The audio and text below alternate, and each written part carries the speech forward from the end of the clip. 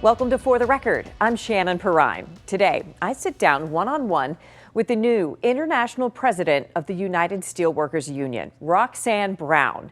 It was 1 week ago today that Brown officially took the helm of the union, becoming the first woman and first person of color to hold that post. Throughout our conversation, we talked about everything from the recent tragedy at U.S. Steel's Clairton Coke plant to the ways the union has transformed over the years. But let's get started by learning a little bit about Roxanne Brown's path to the presidency. When you got word that you would be the international president of USW, how did that hit you? The one word that I can think about is privileged. I was just really privileged. I think we all feel very privileged to do the jobs that we do for the steelworkers. You know, I never thought I would be international vice president at large, right?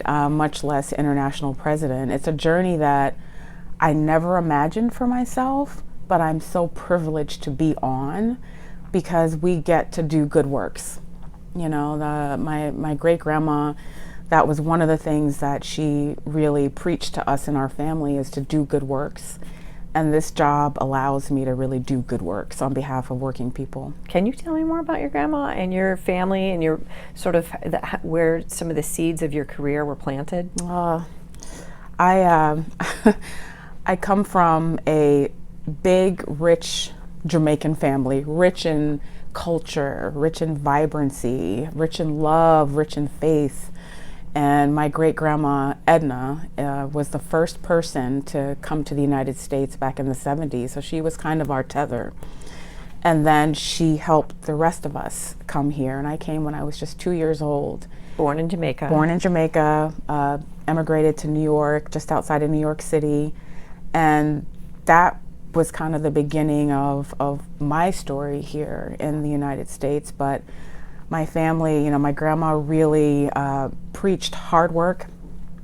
She preached doing good, always looking outside yourself, and that's a value that I share with my 8-year-old now, is look outside yourself and how you can be helpful. Don't just look at yourself, look at what you can do to help others. Do good works. And this job that I get to do every single day is quite literally the manifestation of that value and those values that she embedded in me and my family about good works and looking outside of ourselves and helping to make good for all. So Edna seems like the matriarch. Very much so. Of this family, right? Very much so. But you told me about your mother. Is your mother a union worker? She was a union nurse, and in New York City. She was an emergency room nurse, also worked in the surgical intensive care unit in the South Bronx, one of the most significant trauma hospitals, Lincoln Hospital, and that's where she cut her teeth. And talk about doing good works. Nurses are quite literally angels on earth, especially doing that kind of work. And my mom is a very tough, strong woman, and she raised 2 of us, my brother and I, all on her own. And you had a front row seat to sort of what she did and sort of why she did it. Obviously, she was putting food on the table, but you don't do that work for the money. No, you don't. You know, she obviously cared about people. That's right. Yeah. And again, I think that's an extension of Edna, our grandmother, her grandmother, my great grandmother. It's all about caring for others and caring for our family and sowing good seeds, right? And you know, I think so many women in my family actually did wind up going into healthcare, partially for that reason. It's just an extension of that care. I didn't imagine winding up in the labor movement, working for a labor union, but again, it's an extension of that care. Yeah. So tell me about you. Yes. So, you know, when did you, career-wise, what was the path after college? Well, it was an unusual path. During college, I was 19 years old when I came to the Steelworkers, and it's because I was in Washington, D.C., attending college at Howard University, and ran out of money. And I could not afford to go to school anymore. And my then boyfriend, now husband, he's a wise man, don't tell him I said that, Okay. Deal. Gave me a card to a temp agency, and they sent me to the Steelworkers the next day to the Steelworkers Legislative and Policy Shop in Washington, D.C., and I started as a receptionist doing data entry. And the rest, as they say, is history. Did you go back to college? Went back to college in the evenings, Yeah. and went back to actually the University of Maryland in the evenings. But I was able to do that after some years with the Steelworkers. But that really is So a temp position turned Yeah. into a full-time position? yes. And what year was that? That was 1999. That was February 1st, 1999. So I celebrated my 27th year with the Steelworkers on February 1st of this year, and it went by like that. Yeah. I still feel like the 19-year-old, and that's why I think this moment is just so significant for me personally, because it's a journey that I never imagined for myself. I imagined that I would be working for a few months Yeah. and then going back to school. Still ahead on For the Record. It's the worst day on the job when a member is killed and when a worker is killed on the job. The moment tragedy struck U.S. Steel's Clairton Coke plant in the Mon Valley, and how that response brought the United Steelworkers' core values to light.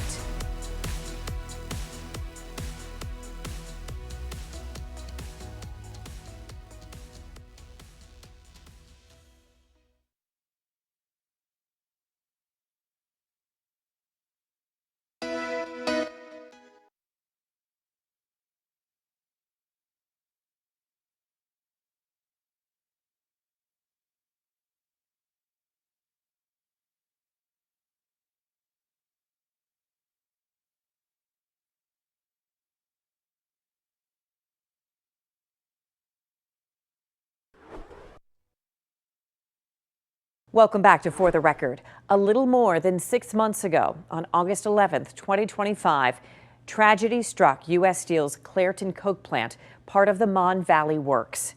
Timothy Quinn, who you see here, and Stephen Menefee were killed in that blast. I asked Roxanne Brown, the new president of the United Steelworkers Union, about her memories of that terrible day. I want to talk about a difficult time, which was in August and the day of the Clairton Coke plant explosion. Where were you when you heard the news?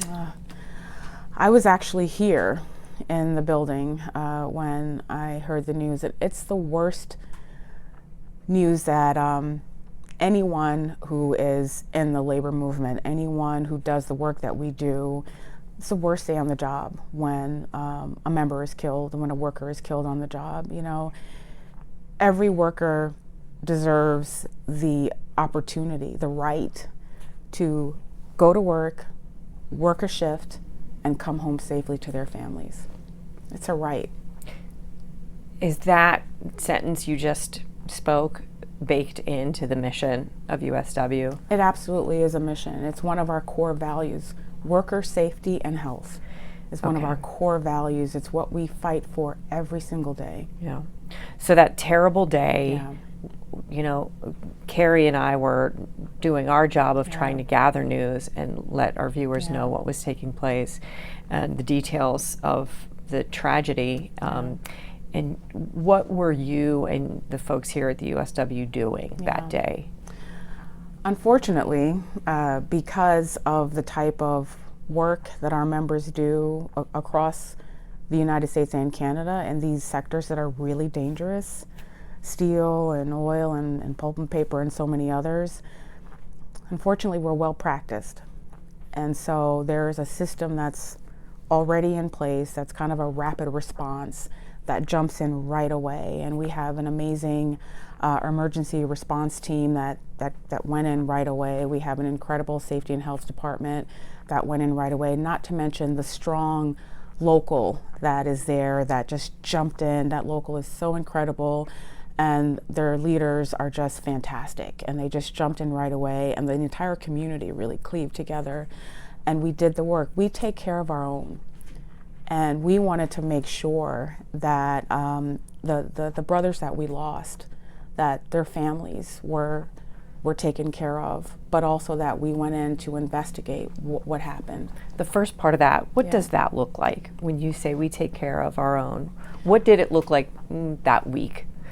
That week looked like immediately reaching out to the families and meeting with the families. For our union, it looked like being there for the local, right? We're the international, but the local, they're the ones that are on the ground right there at the facility dealing with the disaster right away. So it looks like us as the international providing all of the resources that the local needs to respond to that tragedy. It's our safety and health department making sure that the federal teams that needed to go in to do the investigation did that, and that we coordinated with them. It was coordination along the way as the investigation happened, and us reporting out to our membership along each way so that they knew exactly what was happening throughout the period of investigation. And it's a continuum, all right? It doesn't stop. You know, we continue to be working with the local as the process, you know, kind of unfolds. Yeah, that's not over. It's that not. doesn't end. Right. Yeah, and there was it's not OSHA, but this United States Chemical. The Chemical Safety Board. Yeah, how do you communicate with them, and how closely do you work with do you work with these federal agencies? So How does that work? So the Chemical Safety Board, and I really appreciate this question, is such an important entity, and it's an entity that needs to remain intact and fully funded because of the work that they do. They show up when disasters like this happen. And so when this happened, when this explosion happened, their job is to go in and investigate the cause. What happened? What series of things led to this explosion? And how do we avoid this from happening again? Right. And they take that assessment and they provide it not just to the company, but to the union, right? So that then that creates a mutual work of going forward and making sure that, you know, the changes that need to be made at the site are done. Right. And we can hold the company accountable to making those changes. Processes that may need to be adjusted, et cetera. It creates a labor management opportunity to make sure that a disaster like this doesn't happen again. But that can't happen in a smart, strategic way without that data. That knowledge. That knowledge, that data, that expertise that the Chemical Safety Board brings after a disaster. Okay, that process has played out. It has. I guess it's pretty much It's done. That process their is job done. in that is Yes. finished. So you've got this We have that. data set, you've got Right. this information. That's right. And I want to kind of put a fine point on that because I didn't know about that group before Yes. this disaster. Most people and don't know. I also am learning about the humans who sit Yes. on that board. That's right. And where they sort of come from. And this is political. It is. For that's a reality of living in this country, I think. Yes.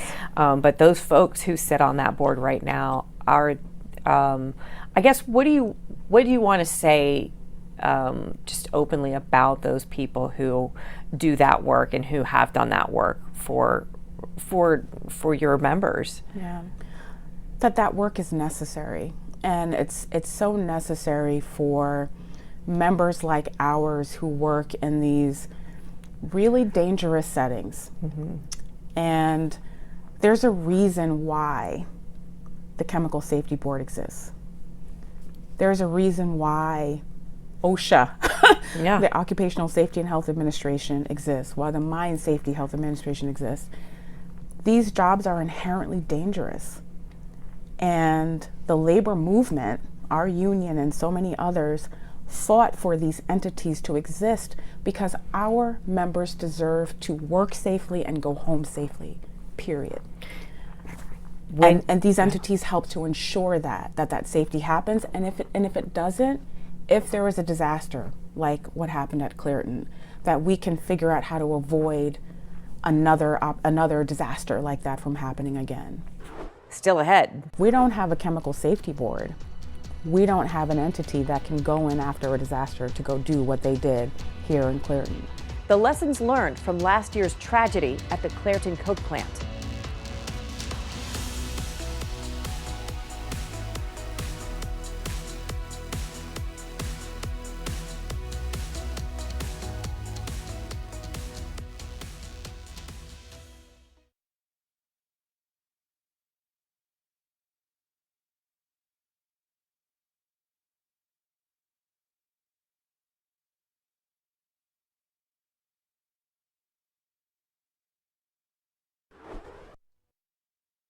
Welcome back to For the Record.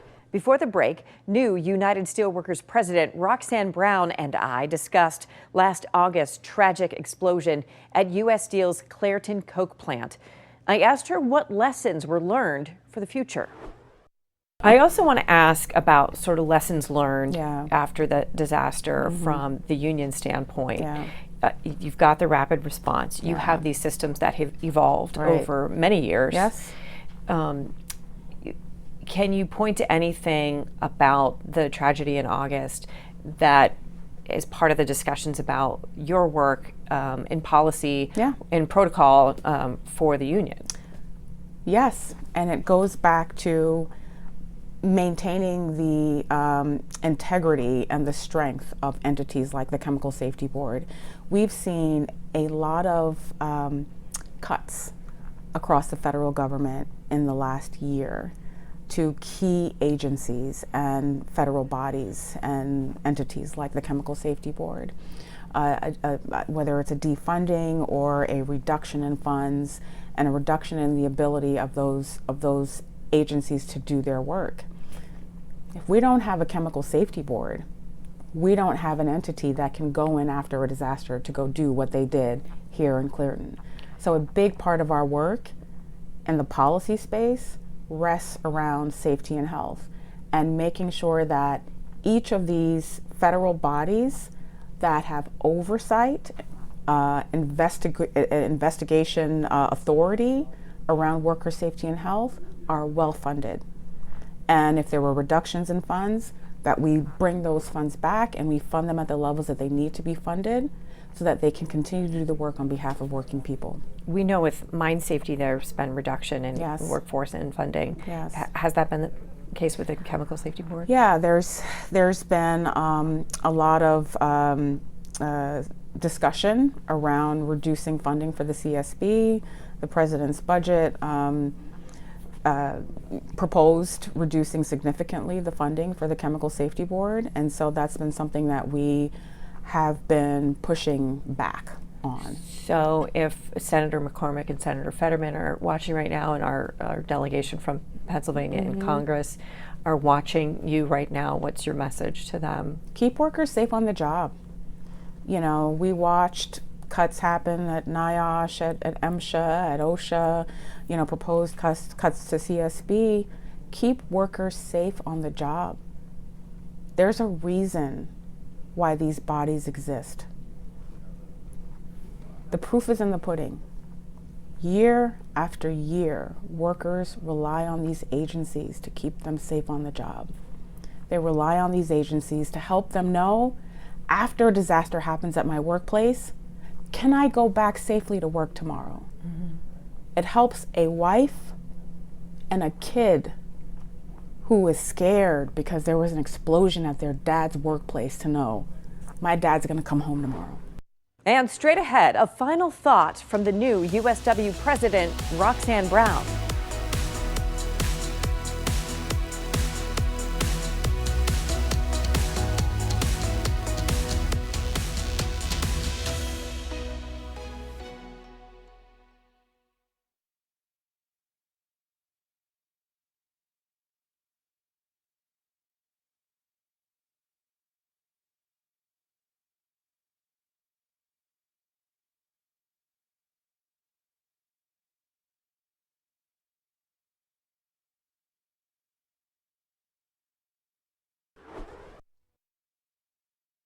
Welcome back to For the Record. There's no question that Roxanne Brown, the first woman to be the president of the United Steelworkers International Union, is a trailblazer. But she says everything she's done has been informed by the many women who have come before her working in the steel industry. I'm looking at all these pictures in the wall behind you of women. It's all women on this wall in the workplace. What do you want to say to our viewers about this privilege, to go back to the word you used at the beginning of our conversation, and about representation and what that means for you and the path that you took to get here? Oh, this moment for me means everything. I have a mentor who years ago, when I was getting ready to become vice president at large, and at that time there had never been a black woman on the executive board of our union. So I was the first black woman on our executive board, but I was nervous about it. You know, I said, can I do this? And he said, the question's not whether you can do it, you can do it. But he said, that's not the question. What you need to know is this is bigger than you.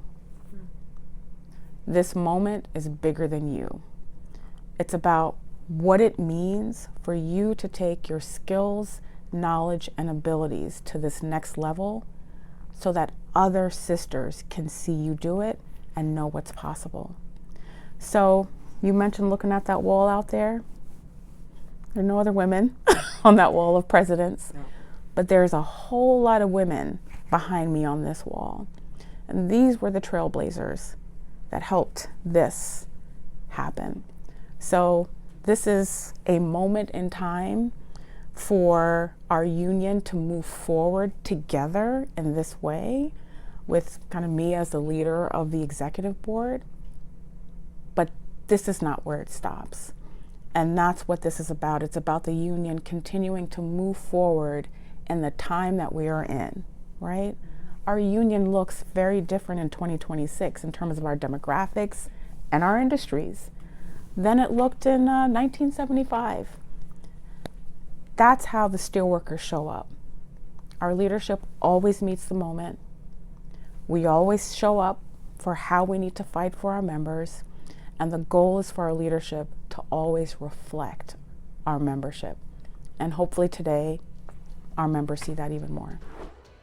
I want to thank Roxanne Brown for sitting down with me for that interview. That's all for today's For the Record. Thank you for joining us, and we'll see you next Sunday morning at 11 a.m.